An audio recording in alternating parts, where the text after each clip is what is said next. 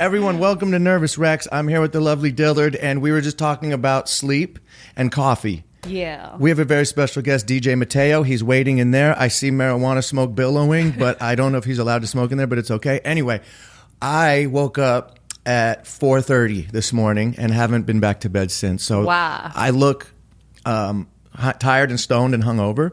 So I said to you, I think I was projecting, I saw you park outside, and I said, are you hungover? And obviously that's rude, right? You don't say that to somebody. It is rude because I'm not. Right. Daytime. Everyone's like, are you? I think people assume that I'm always hungover, but it's rude. I'm just old, and this is how I look now. Well, I think what it is, too, is you told me you're not a morning person when we started doing the podcast. You said, let's try to do middle of the day. So I figured you, since you're a lady of leisure, you might have drank last night, but you didn't. I did not. I didn't have a sip of alcohol. Okay. I had this happen the other day. Someone said to me at a cafe or a diner I went to, the woman said as I was paying for my food, she said, long night? I was like, bitch, why would you say that? I slept 8 hours and now I feel offended and I'm too sensitive. So I was like hurt by this, and she saw that I was hurt and tried to say... Did she backtrack? She backtracked, but at that point I guess I looked tired and I'm offended. You're always offended. But I mean, you don't smoke weed anymore, no, but I think you look stoned, but it might be your eye color. I have what you call bathroom eyes. What the fuck are bathroom eyes? They're like bedroom eyes, but weirder. But I always look stoned, and everyone thinks I'm stoned, and I don't smoke weed anymore. So I think I'm permanently stoned forever. Maybe a little bit, but it is rude. Never tell someone they look tired or hungover. So I'm sorry I said that. I assumed, and I was projecting because I was the tired one. Yeah. But not hungover. You ever do that? You just wait. You said you wake up at 6 a.m. I do. Why? Because that's my natural body clock, 6 a.m. Circadian rhythm. Yeah, and then I scroll the gram. How quick do you go to Instagram when you wake up? Immediately. See, that's a weakness. I think you should try to not go right onto Instagram. Why? I like to lean into who I am. Well, I think... Which is... What? A narcissist. Yeah. I crave, I'm a peeping Tom. I'm a voyeur. So do you go into your DMs to see or comments, or do you go into other people's lives? I do an immediate scroll, other people's lives, because we're on the West Coast, and I'm from the East Coast. And so I have a lot of people that have been up for a couple of hours. Oh, so it's not like a celebrity thing, seeing what Tom Cruise is doing. Is he even on Instagram? Or you go right to your friends back east. Yeah, I want to see who's not doing as well as me. Oh, I see. Okay, that makes sense. Yeah, I unfollowed everyone a while ago. I'm sure I've talked about it before. I unfollowed 700 people because I had a meltdown one day in New York, and I just unfollowed everybody. They should have a button that does it, because it took 2 days to unfollow 700 people. But I feel so clean. Like you feel better than people, don't you? I feel better than everyone because if I go to Instagram, I have to search. Like if I want to see what you're up to, I'll search for you. Well, I'm on private, but I'm about to open it up. Oh, really? Yeah, I don't know, actually, or I'll just accept everyone. But there's like mean people from high school and college that I'm like, if you want to creep, you're going to have to earn it. Push that follow button. I see. Yeah, the Instagram politics are a trip. I think you don't have a fake account. No, I have a photography one that I actually follow. I have a photography account called Simon Rex Photography where I follow a few people. So I'll switch to that account if I'm feeling creepy, but I rarely do. Yeah, because I get anxiety. I'll look at it and I feel like a lesser than, because you see all these fit people and people working out and people on a private jet. First of all, when you see a girl on a private jet, you're just saying you're a hooker. Yeah. You know that. Yes. So when you see a hot girl like posting in front of the jet, like, bitch, post the fucking dude's whole creepy hand on your leg. No, you don't want to. Those guys. I mean, or you could be a friend of hooker, which I have been. Oh yeah. Tell me about that. You're still paying that debt, and so you still have to sing for your supper. You have to be entertaining. You have to be malleable. You have to like go with the flow. You got to keep all the hookers happy. Oh shit. But you don't have to pay the debt in like sex or right. Interesting. I've been on that side of the thing before, where I was the guy who was brought out by a rich friend because Simon's funny, bring him along, and then I feel like I got to be a court jester. And sometimes I have a down afternoon, and then I'm like, wait, I feel I'm basically a hooker, and I don't want to suck dick right now. Yeah, it's not great. Yeah, I've experienced that when I was in Ibiza recently. I was with my ex-girlfriend and one of her model friends, and there was this extremely older gentleman. I mean, the age difference was about 60 years, and the girl didn't think that we would be on the boat with her and the old man on this amazing boat. And me and my girl were just kind of chilling, having a laugh. And she was sitting there with the old creepy Mr. Withers. Did you like him? Sometimes no, he was. I don't get along with rich people. I have a weird thing where rich people know I'm not from money. They look at my cuticles, they look at my hair, they look at my outfit, and they go, "Oh, he's not rich." And I don't belong in rich environments. I actually feel more comfortable in the alleyway with the local Hispanic man drinking a 40 of Old English with a paper bag than I do in the Vanity Fair party that I go to. Yeah. So I often feel very uncomfortable because I'm not a richie. But you don't feel like you ever got used to it 20 plus years in the industry. You've Nope. been to a bunch of this stuff. You never thought, I should be here too. No, I'm not a richie, and they know I'm not a richie. And I have a quick story, and then we'll get to our guest with our mutual friend, Mark Ronson. I went to his house in the Upper West Side, his apartment in New York, and there was a very high-end affair happening at Mark's family's place. And they're socialites. They're very well off, Yes. New York, like upper crust or crest? Crust? Upper crust society. And I'm the poor guy from San Francisco. Yeah, yes. family crust. And I remember I went there really stoned, and I went in. I think I've told this story on here, but anyway, I'll go in, and there's a food, and I didn't know I was stoned, and I guess I ate a chip and then double dipped. Okay, in a rich party. Not sanitary. I know. I didn't know. I'm not a richie. And the nanny came over and took the bowl of dip and shatters it in the garbage. And the whole party looks.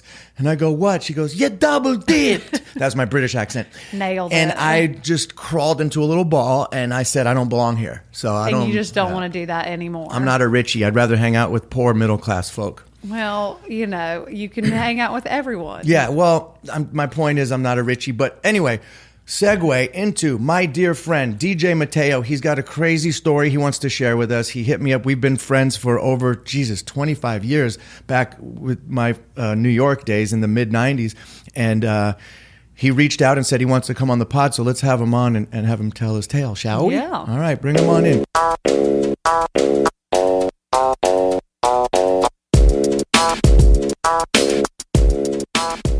Ladies and gentlemen, we are sitting here with DJ Mateo, an old friend who reached out to me recently and wanted to share his story.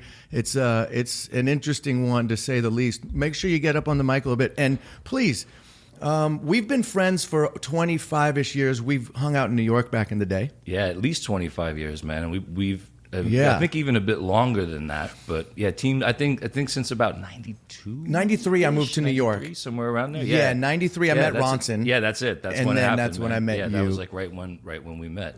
You grew up with Ronson in New York? You're from New York, obviously. Yeah, I'm from New York Manhattan? City. I'm from Brooklyn. Okay. And I met Mark probably right about 93 as well. It was right around the time when like Fun Loving Criminals started. We were all working at Limelight together. Right. And Limelight. I was a house DJ at Limelight. I used to like open Disco 2000 on Wednesday nights, and Fast worked in Coat Check, and Huey was a bar back, and I met those dudes, and yeah, man. I mean, the rest is really history.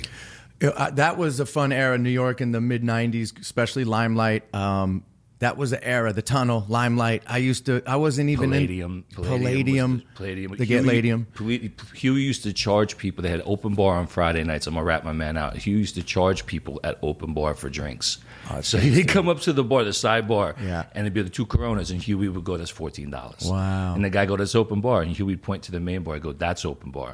What a Here game. it's $14, and everybody ponied up. Yeah, what a game. Back then, people had money, too. People were spending money. Cash. Yeah, cash. I feel like I go back to New York now, where you still live there, and it's not the same New York. It's become, at least Manhattan has become a watered-down sort of version. Totally different place today, man. I miss the danger.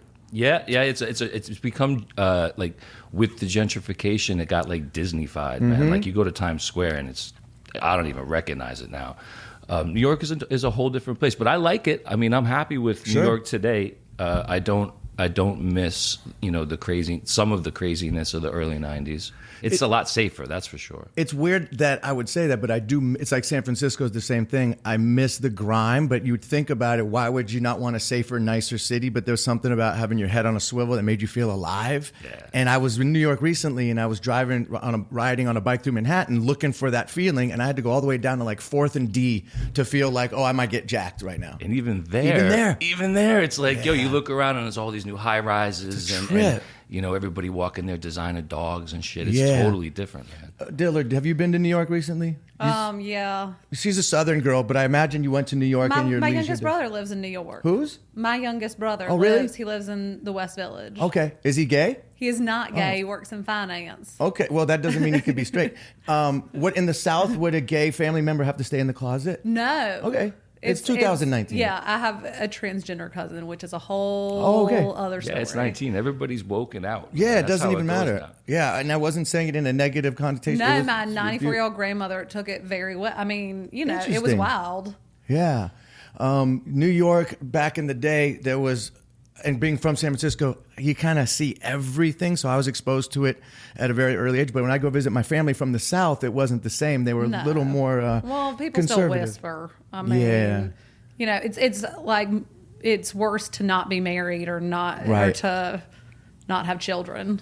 Which is where I'm at. Married with children at all? I got a kid now, Oh, man. Rick, that's right. You told. I got I'm a sorry, kid bad now, man. memory. I was blessed with a son. He's like 3.5 years way. old. Oh. Yeah, It's amazing. Cassius King is his name. It's a great name. Yeah, he's my savior, man. He's everything.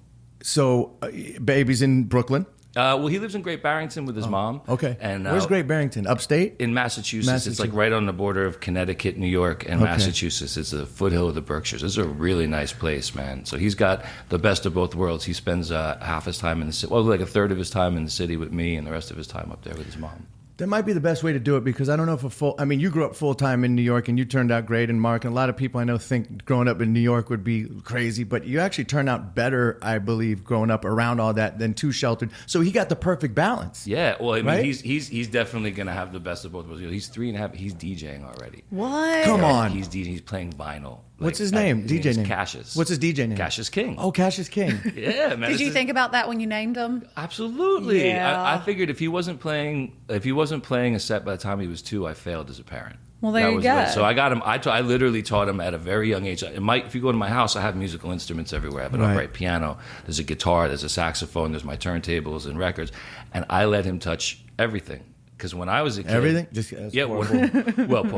When I was a kid, I wasn't allowed to touch any of the Right. musical instruments. I wasn't allowed to touch the turntable. Like if you touched the records in my house, you were in a lot of trouble. Yeah. So I wanted my kid to have the freedom to be able to go up to the turntables and like figure out what a record does. And he puts a 7-inch 45 on there or a 12-inch, and he actually like gets down and gets busy with it. And I sit there and I just watch like, wow. Yeah. He's a what prodigy. Yeah, it's pretty impressive. Yeah. It's pretty impressive. He's a force to reckon with, man. I feel like kids, I don't know.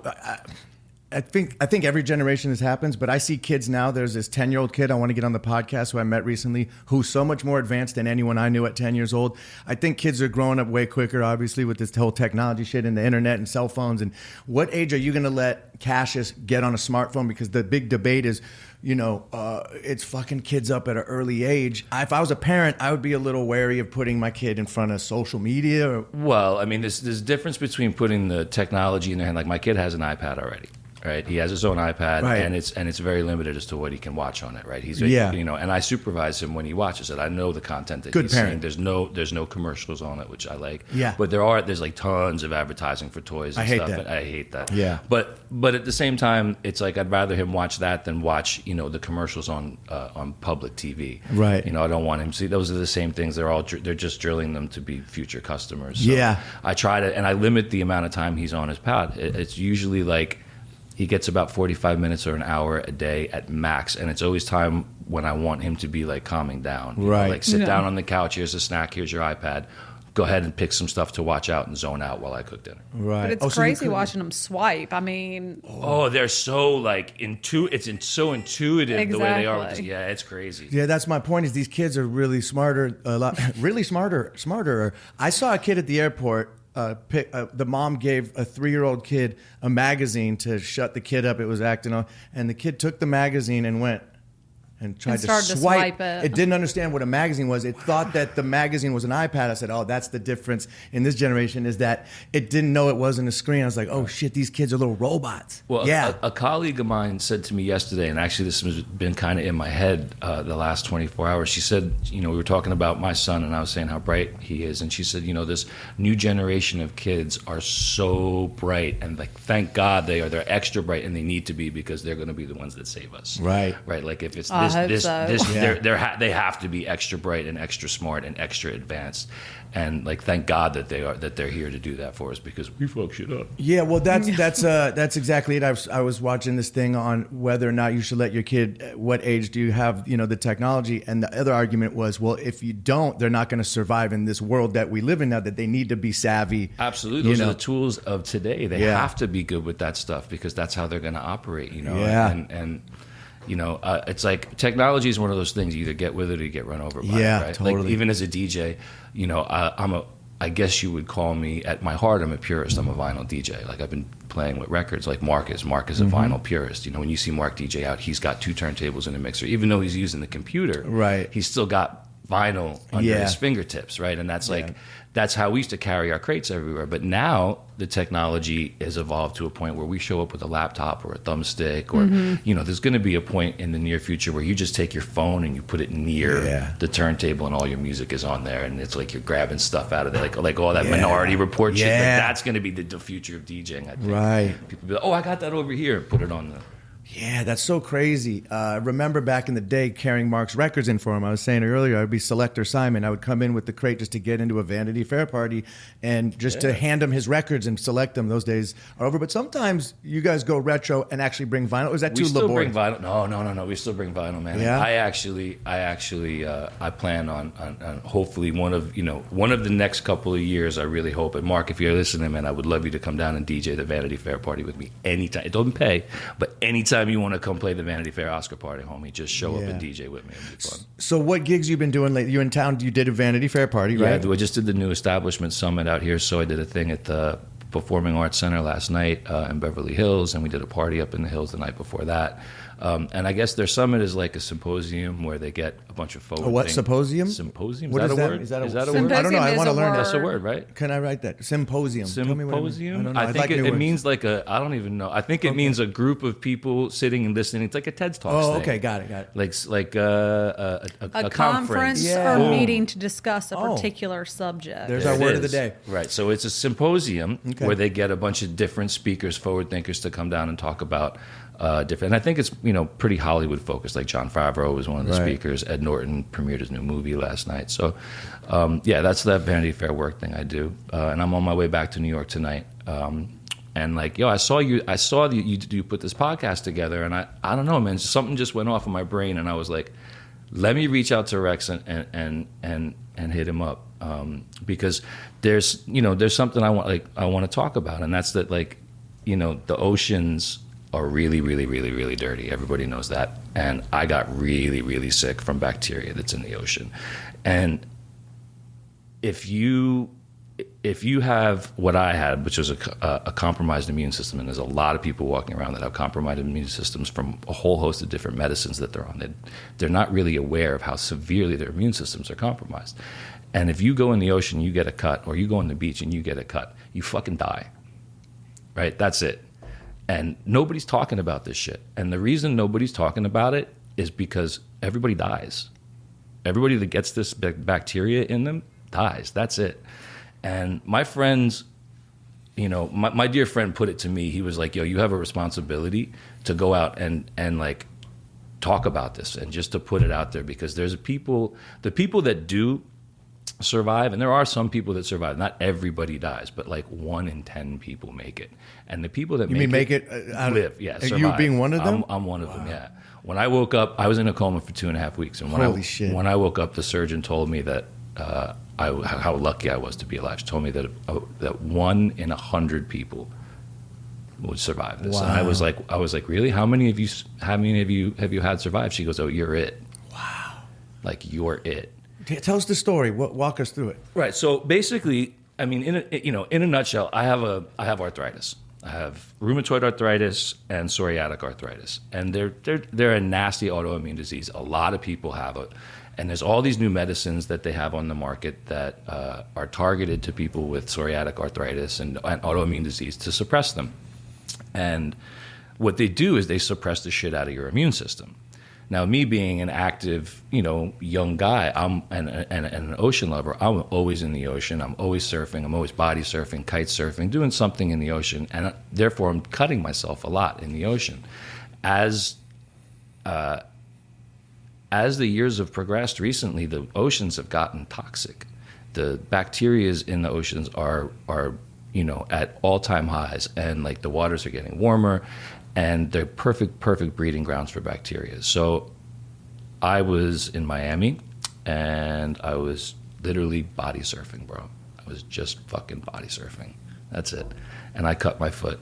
And I remember getting out of the water. I was DJing at Shore Club. I was there for the weekend. I remember getting out of the water, and I looked down at my foot, and I was like, ooh, that's gnarly. So you cut your foot in the water? Yeah, I stepped on something. I don't know what it was. Like it was either a bottle or a shell, whatever it was. It was a piece of glass or something. I had a nice, gash in my foot. Right. And I was like, let me go back to my room and just polysporin that up. And I had polysporin in my shaving kit, cleaned it up, didn't think anything of it, carried on. About a week later, I was back in Miami, and I was really sick. I had fever. I was having sweats, and when you get really high fever and you start to have visions, delirious and shit. and shit. hallucinate. That was starting to happen at night, and I was getting the sweats and shit. And so I canceled my gigs. I was literally just pulling the sheets over my head in the hotel room, and I was like, I got to get back to New York, right? Something's wrong. So I called my friend who's a doctor in Miami, and he wasn't around. And he was like, dude, can you just go to the hospital, please? I said, I'll do it when I get back to New York. I got to go home. I got to get back to New York. I don't know why, but I was so focused on, super stubborn, not admitting I was sick and not, I was being a typical guy. Yeah, you didn't know though. You didn't know the extent of what was going on. You thought you were sick. You thought you had the flu. Yeah. I thought I was run down. I thought I was working too hard. Right. Right. And you just want to get home. I get it. Yeah. So I get on the plane, and I actually got on a flight, and I managed to get on a flight an hour early, and we landed took off. And landed in New York, and the flight attendant came up to me and she said, "Sir, you don't look too good. Are you okay?" And I went to answer. Said, "Yeah." Tried to say, "Yeah, I'm fine," and I couldn't get the words out. I found out later I was in respiratory failure. Oh, as you landing? Yeah. As we touched the ground, and so she brought an oxygen mask over and went and told the captain, we have a passenger basically dying, get to the gate. The paramedics came on the plane, they took me off, and I got the oxygen mask on. Now, at this point, I can breathe again, so I'm just trying to talk my way out of this and get home. Right. I'm like, no, I don't know what happened. It was a panic attack. Still, right. Not accepting what's happening to me. And there's a stretcher, and I'm sitting there, I'm looking at the stretcher, going, fuck, this is embarrassing. I don't have health insurance. This is going to be expensive. It's ridiculous. This is not fucking happening to me, right? I'm trying to tell the cop, there's a cop there. I'm like, look, I just had a panic attack. He goes, cuz, the only way you're leaving here is on that stretcher. And that's it. So just get on it. So I get on the stretcher. They take me out. I'm trying to tell the paramedic pretty much the same fucking story. And he looks at me and he goes, do you see that monitor behind me? And I said, yeah, the one with all the flat lines on it. And he goes, yeah, that's you. How the fuck are you talking to me right now? And I just said, oh man, this is more serious than I thought. And that's when it hit me, and I realized, and I just went down. You went out, you lost consciousness? I died. I went flatline. I died right then and there. Wow. They brought me back. They got me into the emergency room. They figured out what was wrong with me. They put me into a medically induced coma. Within 24 hours, they were amputating my leg. And they took it, they started down low, and they ended up going up and up and up. Yeah, and they ended up taking it all the way to my hip, and the front of my hip is gone too. So, I mean, and that's what I was trying to say before. The people that do wake up from this wake up like me, and I actually did okay. There's people that wake up with no legs and no hands. So the flesh-eating bacteria was working its way up, and it's a matter of getting it in time. Anything it touches, it has to go. Holy shit. Yeah, so any higher, bro, and it was like medieval. Yeah, dude. Yeah. Fuck. So how you're processing all this? So you're like, I'm happy to be alive, but I lost it. Like, what's that like? Well, the craziest shit happened, man. So I was in a coma for like 2.5 weeks, and I woke up. I woke up surrounded by like friends and family. I mean, I definitely was, and I knew something was wrong, but nobody would tell me what it was. I knew I was fucked because I was like, why is my boss here? Why is my best friend here? Fucking Mark Ronson snuck in one morning. I woke up and Mark was like sitting at the side of my bed. I was like, hey, bro, what's going on? He was like, hey, were you man. in and out, or you just? Yeah, because I kept having these surgeries. They kept putting, like, every 2 days they'd put me down. So I'd wake up on whatever drugs. You were so out of it. I was trying to piece together what was real and what wasn't, and I'd been dating this girl for about 6 weeks, and I woke up and she was sitting there, and I said, oh, I'm so glad you're here. She goes, of course I'm here. I love you. I said, no, you don't understand. You're pregnant. And she said, excuse me? I said, yeah, you're pregnant, and it's a boy, and he has blonde hair, and he has blue eyes, and I know because I met him yesterday. I was in Central Park with him yesterday. This was all in your dream state? Right. What? And you were right? Oh my gosh. Yeah. Whoa, dude, that's heavy. And you saw all this. Yeah, my friend King comes. Yeah, King, of course. King goes, let me stop you right now. He goes, dude, you're in Elmhurst Hospital in Queens. You've been here for 2.5 weeks. You were in a coma. You were not in Central Park yesterday. Like, I don't know what the fuck you're talking. And I said, King, that may be true. I said, all that may be true, but he has blonde hair and he has blue eyes. And you didn't know she was pregnant at all? I knew. I'm saying before. She didn't know. I didn't know. So that's so she was crazy. She was 4 weeks pregnant. She didn't know. And then she went and found out. Oh my God. Yeah. I didn't see. This is all new. Yeah. This is so heavy. So she looks at me, right? And now I'm still trying to figure out what the fuck is going on. And I said, look, all that may be true, King. I said, but you're pregnant. So this is a hospital, right? So go take a test. Find a doctor, find a nurse, take the test, figure it out. Obviously something's wrong. I gotta figure my own shit out. And she came back an hour later with the pregnancy test, and I just looked at her. I said, I don't need to see that. I told you he has blonde hair and blue eyes, and my boy has, and it's the kid that I met. Like, my son. Yeah. Oh, it's him. It's him. He came to me like I know for a fact. I don't know exactly how to describe it, but the best way I can put it is I was on my way there, and he was on his way here. And whoever was settling my accounts was like, does he know about this? Wow. Let him see this. You're not the first person to tell me about this. I have a friend of mine whose kid was very young and pointed up when they were taking a bath and said some name, and it was the name of the unborn child that she knew she was going to name. Like, the kid was tapped into that net. Like, there's something else going on in that dream state 100%. / afterlife / pre-life, some weird and space. There's no way to put it. I mean, like, I'm a pretty forward thinking person, and I've definitely experimented into the spirit world with ayahuasca and all those things. Oh, you've done ayahuasca? Yeah, I've done okay, ayahuasca. so this is a parallel dimension, right? And it was kind of like being in a coma was kind of a comfortable place because I was like, oh, I've been here before, right? Like, I know, like I don't really know what's happening, but I'm okay because like I know this feeling. I'll be all right. Yeah, it's the same place when you dream, that when you have a near-death experience, that when you do psychedelics, it's this other dimension you go to that's a familiar place. Yeah, and it exists. It exists, and it's just not part of our consciousness. Right. Yeah, I'm a firm believer in that because I've been there through psychedelics. And whatever is happening there allowed me to meet my son. That's incredible. Yeah. Wow, so this... Yeah. What an interesting twist to the story. And that's why, like, that was my saving grace. That and the fact that nobody around me let me down. Nobody let me fall into depression. I mean, I got depressed as fuck, dude. Right. You end up. Here's the thing: like when something really gnarly like this happens, and I know you've gone through your own health scares recently. Yeah. And it's like you get surrounded by the people that love you, and they're really intense. But at a certain point, everybody has a life and everybody goes back to what they're doing, and you're alone. You realize you're alone as a motherfucker. Right. And it's like you got to deal with what the fuck happened to you on your own. Yeah. Ain't nobody's coming to help. So, it's tough, man. And I don't know if I would have made it without my kid. Yeah, that's what I was going to say. Do you think that having the kid gave you whatever that was? That's so crazy. That's a beautiful story, man. That's a beautiful story. No, it did.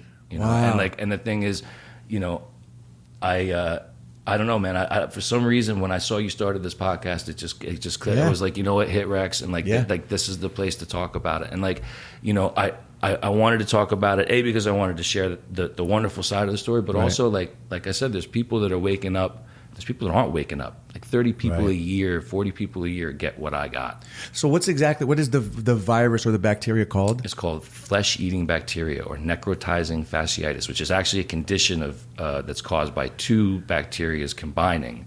And it really, like I said, if you don't have a compromised immune system, you generally don't have anything to worry about, because the bacterias are pretty common. But if you have a compromised immune system, like, you need to know the beaches are dirty, the ocean is dirty. Like, don't go, man. It's just that if you have any sort of open cut or anything on your body, like, it's not like it was when we were kids. Like, remember when you were a kid and you got a cut, your mom would be like, go jump in the water. Put salt water in it. Go jump in the ocean. It's not like that anymore, man. And nobody is aware of that. Like, 25, 30 people every summer are getting this thing. So this was in Miami. I had here in Santa Monica, I live in the beach, and I'll be honest, I go in the ocean all the time, and maybe I shouldn't. I had about 2 years ago when I first moved out there, I went in the ocean once, and I came out, and I just tasted human shit. And I said, and I didn't go in for at least a year. So it must be a combination of like fecal matter mixed with. So what do you think in Miami? What do you think that this was? Do they know exactly what the two things were? Well, no, I mean, they said it was. I think doctor's best guess was it was a combination of strep A and staph E. And and I could be mixing that up. Maybe it was staph A and strep E. I'm not sure. I smoked a lot of weed. I could be mixing that up. Right. But yeah, it was a combination of those two bacteria. Combination of your immune system and my situation. immune system being compromised. So it created this perfect storm, and I was a perfect host for these bacterias. And and it doesn't happen a lot. It's not, I mean, millions of people go. I don't want people to think like, oh my God, don't go in the ocean. Right. Be aware. And I'm back. Yeah, but I'm back in the ocean. I'm surfing again. Right. But just you got to be. Yeah, absolutely. So wait, not in Florida, but in Hawaii. Yeah, absolutely. I'm back in the water. My friends helped me get back in the water. That's awesome. Yeah, I got a friend of mine, Mike Coots. He had his. You know Mike Coots? I don't know him personally, but he's my boy. I follow him on the gram, and he. I saw him. I was like, well, he's doing it. Shit, I can do it. Yeah, he got his leg bit off by a shark boogie boarding, and he's a surfer. So like one of the only times he went boogie boarding, his leg was up, and a shark got him in Kauai. But he kills it. He's back in it. Yeah, I didn't realize it was a shark. It was a shark. It was a shark. So. Yeah, I had a similar scare in that I had it from the water. I went in the water in the Russian River, and my buddy said to me before I went in, he goes, dude, don't go in that water. It's polluted. I go, that's bullshit. Went in the water, and I got an infection on my left nut. I had like a tiny little nick or something on my... On the twins. On the left twin. Jesus. And I had gotten a staph infection. It was called cellulitis. And all of a sudden, it got infected, and I was in the ER for 2 days. I went in to get it, looked at, and I just remember the look on the nurse's face. They both looked at each other, and next thing you know, I'm on a wheelchair in the ER, and they just plugged me in, and I was on a 48-hour cycle of antibiotics and painkillers, and they're like, dude, you could have died. Like, in 2 days more, it would have gone up to your heart. This shit's real. It could happen. It happened to me. Got a close call. So, dude, this is real. And just be aware if you have a cut anywhere. Absolutely. But or if you have a compromised immune system of any kind, like if you're taking any, I mean, I don't want to like piss off any company, so I won't say the name of the medicines that I was on, but like, if you're taking anything that says warning, possible side effects are death, or, it's real. Yeah. They mean that shit. Like you could, you could get an infection that could kill you. But if you get cut now, what do you do? Even in Hawaii or whatever. Yeah, I mean, I try really hard not to get cut. Right. I mean, that's the one. You just look. But make sure you're okay. Do they tell you what to do if? Yeah, I mean, basically, like if you, I mean, for me, if I get, because I've had to take these same medicine that I was on, I've had to continue to take it. Yeah. Because my arthritis gets so bad that it's like, I mean, I'm back on it right now. Without it, I'm crippled. I can't even bend over and tie my shoes. Now, do you think certain oceans obviously are more toxic than others? Like Miami seems like a hotbed for pollutants, as it's just a bit, whereas Hawaii might be a little less. It's out in the middle of nowhere, more remote. That was my thinking, and that's why I went back to Hawaii to get back in the water. But I mean, to be honest with you, I think the oceans are dirty. Wow, everywhere now, man. Crazy. I think my friends do they do beach cleanup, and my friends are part of this thing called Sustainable Coastlines in Hawaii, and they go and they do these big beach cleanups and these big clean outs and stuff, and like, there's gnarly shit washing up on the shores in Hawaii. Yeah. Same as there is in New York, same as there is in Miami. I just think that the water in Miami is really warm. Yeah. All right. So it breeds bacteria. Yeah. Right. And like I was there, I got sick at the end of May, so the water was just, it was warm. Man. Right. It's like, 78, it's like 80 water. degrees. Yeah. It's like bath water. Yeah. Yeah. So bacteria could live more there. So now obviously, if you're going in the water, you just make sure you don't have any open wounds. Yep, I'm really aware of that, and I'm hypervigilant. If I get a cut, I clean it out. And then also, fever is the first sign of infection. So if I get a fever of any type, right away. Dude, I run to the emergency room. You didn't know that before, right? I didn't know that before, but I know now. And it's like, if I get a fever, I'm at the emergency room like, excuse me, yeah, please, check me. Yeah, check me. Yeah. Now, how did you end up surfing being from New York? Because not a lot of New Yorkers are surfers. How did that? Yeah, I don't know how Huey always calls me the Guido surfer. And I was drawn to it as a kid, like going down the Jersey Shore and shit. And then when Fun Loving Criminals, we went to Hawaii on our way to Australia in like 96 or 97. We ended up spending a month out there, recording a record out there, and making a lot of friends that became lifelong friends and family. So I go to Hawaii. I try to go once or twice a year. I just brought my son with me in August. Which island do you go to? Maui. Okay. North Shore Maui. Yeah. No hotels, no tourists. Well, lots of tourists, but minimal. Try to stay away from the hubbub of like Waikiki. Right. Yeah, that's a zoo. That's like Honolulu's almost just like any big city. It is. Yeah, they got Louis Vuitton and all the big shops. Yeah. I went there once. A couple of years ago for a Nomotu reunion. I DJ'd this thing. Do you know Nomotu? No, what is that? It's a little surf island next to Tavarua. No. For some reason, I ended up plugged into the surf community. Man. That's great. Yeah, and I love it, man. Yeah, I got to luckily get to be friends with all these pro surfers, and I go on these amazing surf trips. But I don't know how to surf. I'm from San Francisco. I'm from Cali, and I can't surf for shit either. Right, but you get in the water. I don't know. I got a fear of the ocean. I got a respect/fear of the ocean. And I don't know why, but I've tried surfing, but I'd never connected. I've caught a couple waves, but I got to be friends with like Bruce Irons and, some of the best surfers in the world. So I get to go to Bali with these guys on all these trips. And all my friends are like, dude, why are you surfing with them? I'm like, fuck no, these guys are chasing 20-foot waves in Bali. Yeah. I'm chilling on the beach, but I get to experience the lifestyle. It's the best lifestyle of it. People are like, I've been exposed to a lot of scenes, like whether it's the fashion industry or Hollywood or music industry. The surf scene, they got the best life. So surfers literally live the greatest lifestyle on the planet. They're chasing summer. They're always on the beach. They're in the ocean, around beautiful girls, eating healthy. Like surfers got it the best. So I don't fault you for wanting to be that surfer boy, because that's the best. It's the best. It's the best life. I mean, and I figure when I'm real old and I gotta just like sit down and not go anywhere, like you can just park me on the beach and I'll roll joints and just sit there and watch the waves and hang out. Like, so you smoke marijuana regularly? Yeah, I smoke a lot of marijuana now. I don't even really drink anymore. But I smoke a lot. I use weed to deal with the pain. Right. I stopped when I was in the hospital. I made them stop giving me painkillers. So how was that experience getting, like, first of all, being opiated to that level, which I imagine they had the strongest shit for you, and then did you have to wean off, and then you used cannabis to? No, I actually as you can tell, maybe if you can't, I don't know. I'm a stubborn motherfucker. I'm a very stubborn person. I'm picking that up. Heard a story. Yeah, and gee, surprise. And so one of the first things I said to the nurse was, I said, I need to get out of this bed. And she goes, oh, that's not going to happen. And I said, what do you mean? She goes, well, you're on all kinds of medicine. We can't let you get out of bed. I said, well, then get this fucking medicine out of here. I need to get out of bed. She goes, no, you don't know what you're saying. I said, no, I know exactly what I'm saying. Get all this stuff out of here. And I looked up. I said, what's up there? And she said, well, that one's fentanyl, and that one's Dilaudid, and that one's morphine. Those are strong opiates. Those are very, very strong drugs. And, like, I'm no kid in the woods when it comes to drugs and rock and roll and all that stuff. And I've had my brushes with addiction, and I knew that all that shit up there was death. I knew it. Yeah. I knew it. I said, I said to the doctor, I said, look, I said, if I walk out of here or wheeled out of here or rolled out of here, whatever, when I leave here, if I leave here with a prescription for any of those things in my pocket, I'm fucking dead.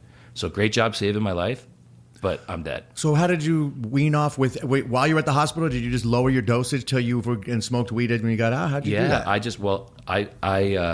No, they pulled, a good friend of mine actually was a doctor, had to go to bat for me with the person who was in charge of my case. And he said, look, if he starts screaming in pain, put him back on the pain pills.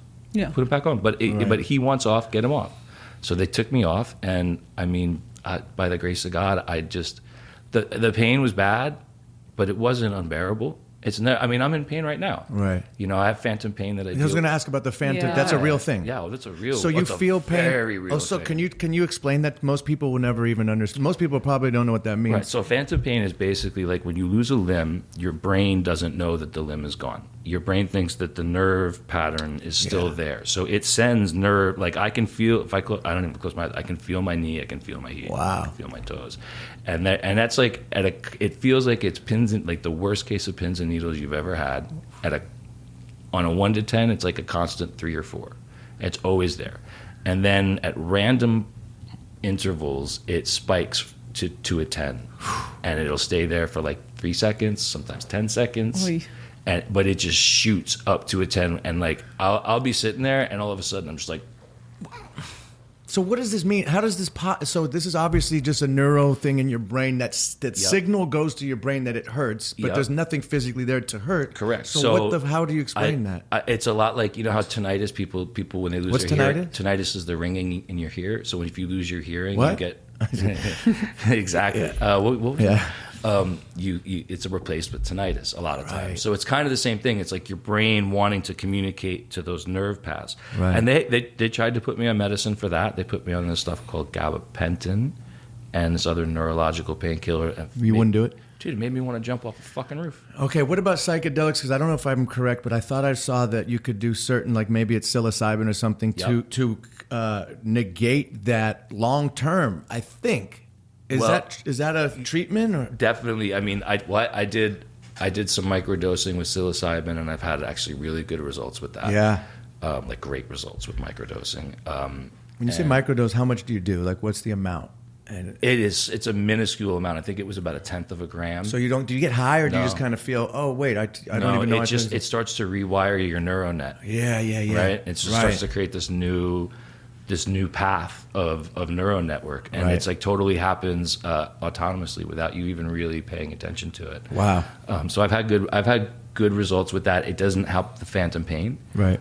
But it's definitely helped in just mentally coping. Right. With accepting it, all that stuff. Now, how long ago did this happen?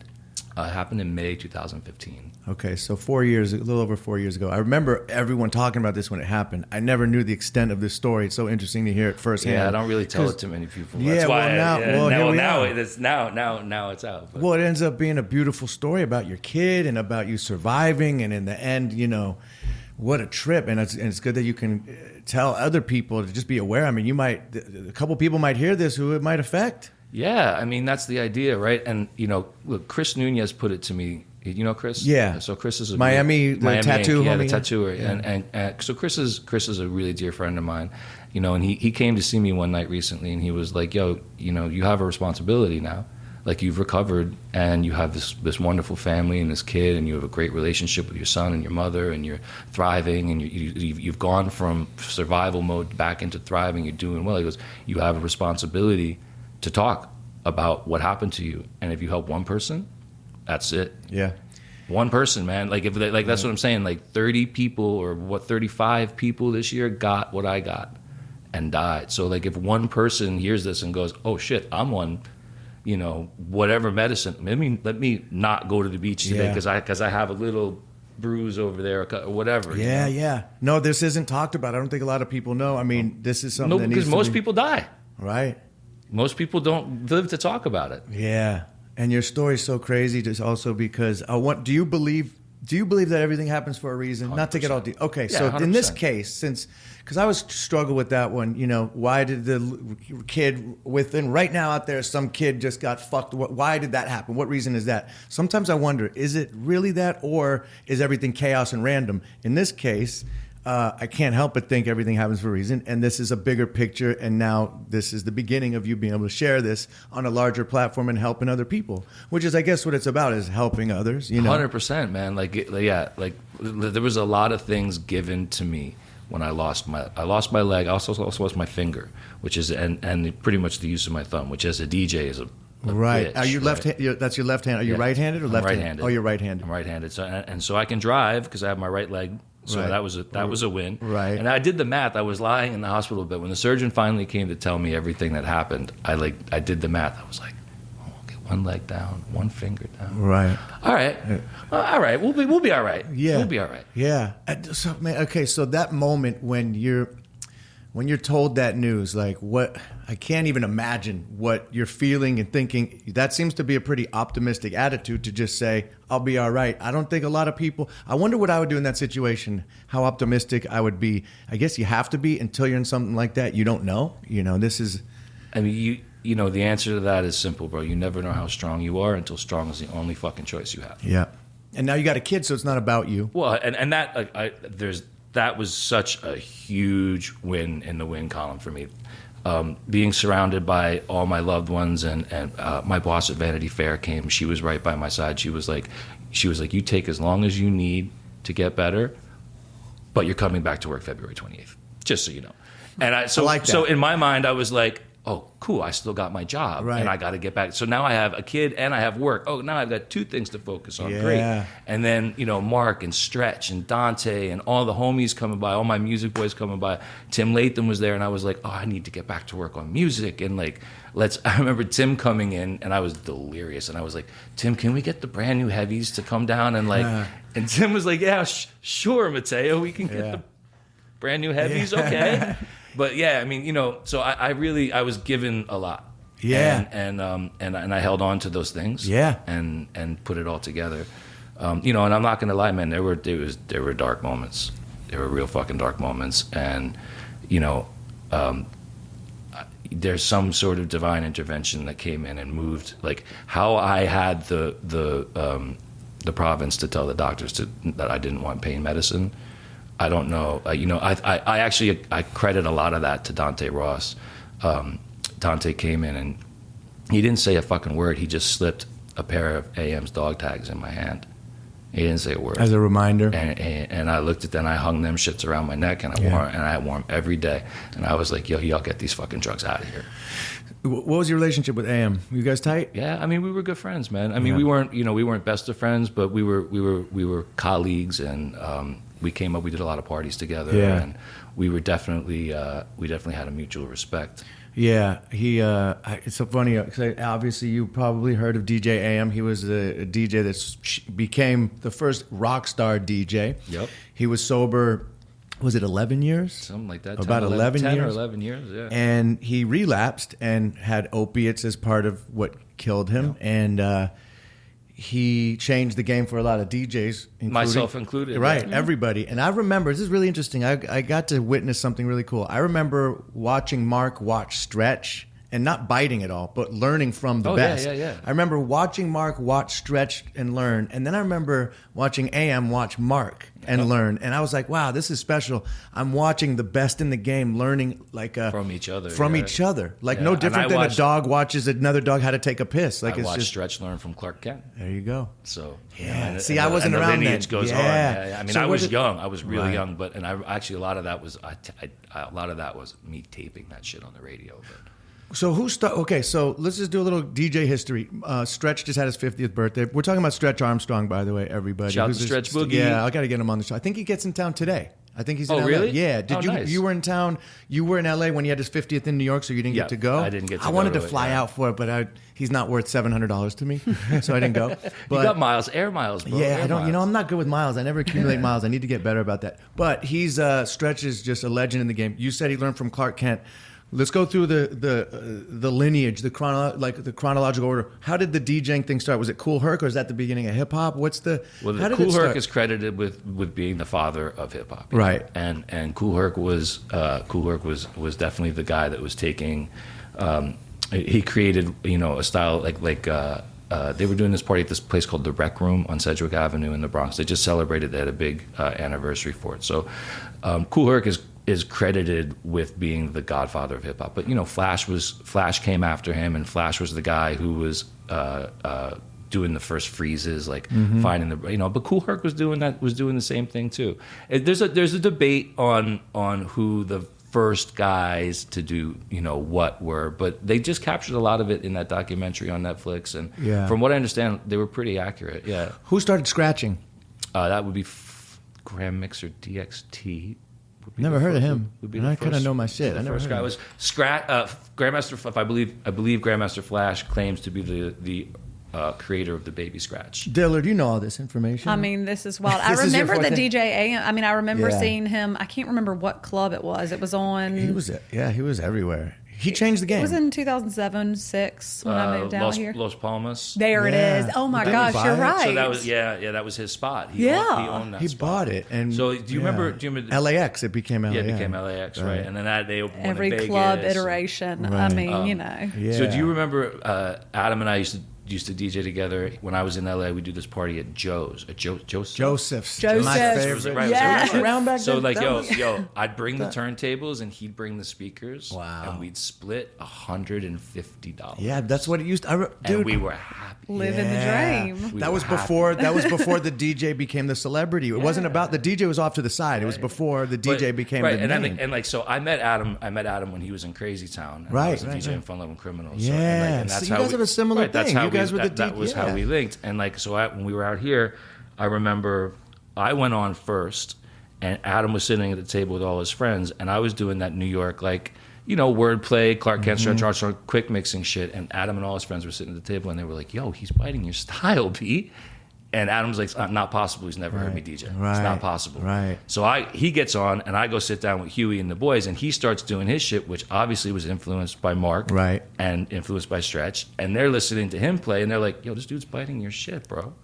And I was like, "Not possible. He's never heard me play." So that's to answer your question of the lineage. It all kind of comes back to there's a really tasteful way to play hip hop, and Stretch is really the master of it. Right. It's nobody DJs like Stretch Armstrong. Yeah. He's the fucking man. Right. He's so clean with it. And AM was more about flair and being in your face. It was a show. Yeah, without a doubt. Well, when he was before it became the AM show, he was a party rocker. Right. And when it's different to have to stand behind the turntables for 4 hours and rock a party than it is to go up there for 90 minutes or even 60 minutes and do a show. I remember AM telling me he would lock himself in his room and do the crab scratch for hours. That the crab scratch is a technique that you would do on the fader where you could make it go back and forth. He would just tell me he would just lock himself away and get high and do that for us. This is when he was heavy set DJing. 3+. Yeah, he was a very big dude. And then he lost a bunch of weight. He had the surgery. And I remember seeing him in New York with Alchemist one day.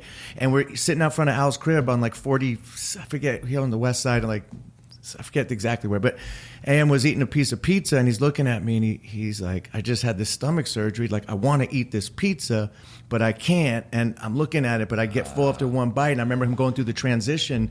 So it's he showed up, man. He showed up after that surgery, and he was talk about stubborn, man. Holy fuck, he was he got in a plane crash and went back to work right after Jay-Z. With the Jay-Z in show. Houston. He was like, "Yo, Jay." He's like, "Yo, Hova called. I'm going."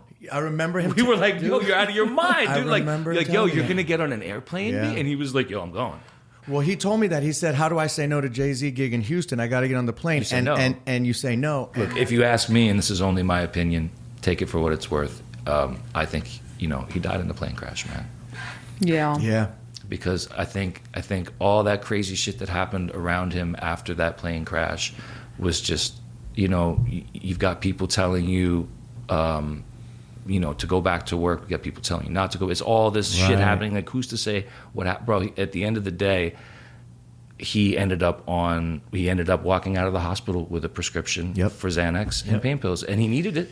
He needed it. He was burned, man, from head to toe. Yeah. And, and like you can't ever say that he didn't need that shit, but I think that's what killed him. I remember him hitting him up because, ironically, he did a TV show about helping other people with their addiction on MTV. Do you remember that? Yeah, and he hit me up from Philly, where he's from originally, and said, Simon, I'm sitting here holding a crack pipe, shaking, telling kids not to get high. I'm having flashbacks. He's like, and he was telling me like, and he was telling me, and it was almost like the red flags, like he knew it was coming. It's almost like your story. You nipped it in the bud before.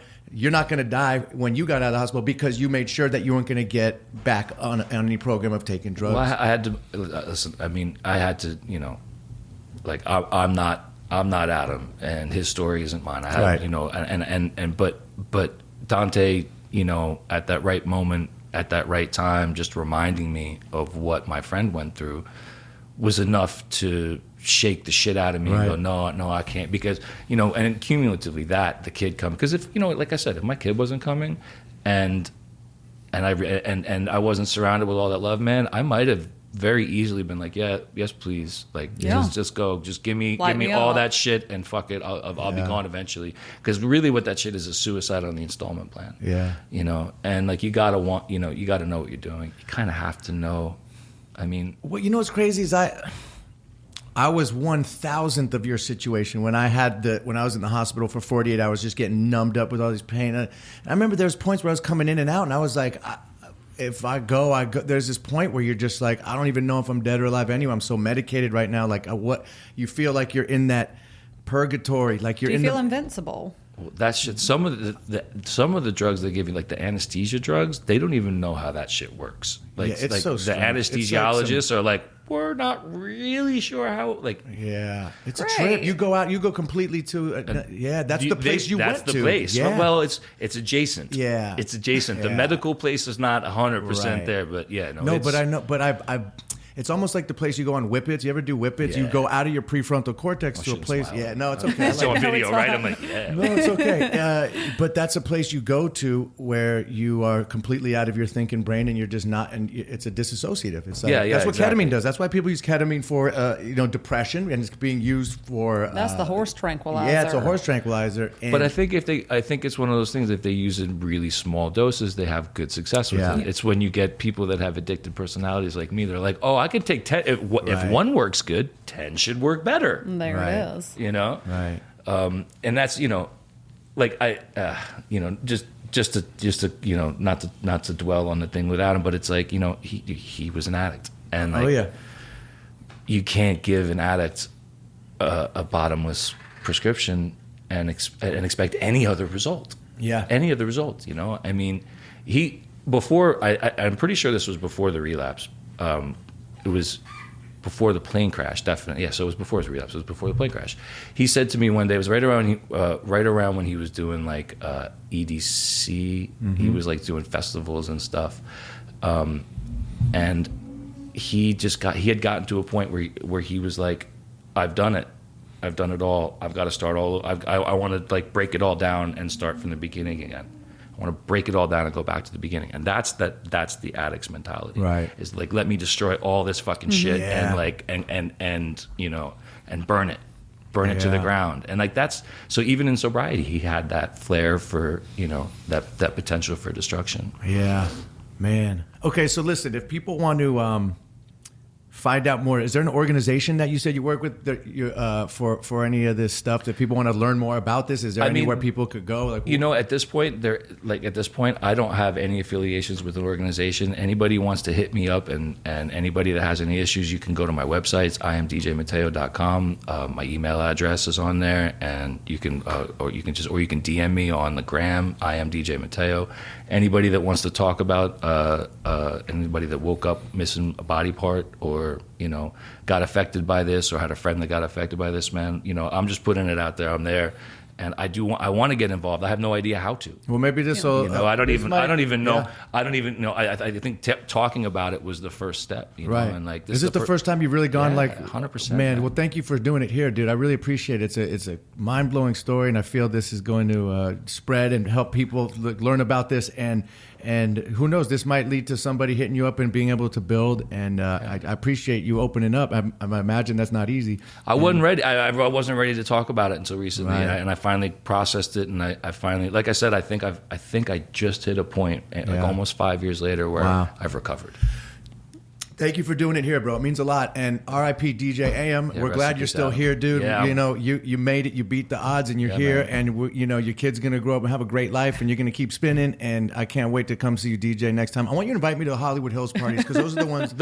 Some of those are fun. Some of those are fun. Those are the fun ones. The house parties are where it's at. I don't do clubs anymore, but the house parties are always I don't fun. do clubs all that much anymore either. I mean, I still like once or twice a month I'll pull a club in New York. But well, if you're getting paid, you do the club. But I'm saying go to a club. We're too old for that. Yeah, I can't do that. Not hanging out at the club. No, you can't. I think the cutoff age I heard on the radio is 37 for a man to go to a nightclub. So I'm well past that. Well past that. We did it. We did it in the 90s. We had New York in the 90s. It'll never be like that. We had the best part of the 90s. You can't explain it. It was like our 60s for our parents. Well, it was just Disco 2000 was where it was at. Damn. Yeah, man. We could have done a whole other episode just reminiscing about those days. Well, let's go to lunch. Yeah, let's do it. All right. Thanks for doing this, brother. One love. All right.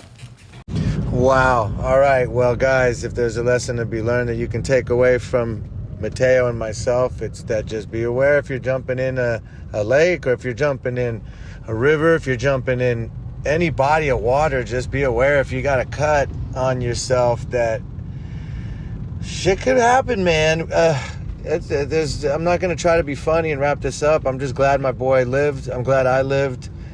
I'm glad he told his story here on my podcast first. And yeah, what a good dude. What a sweetheart.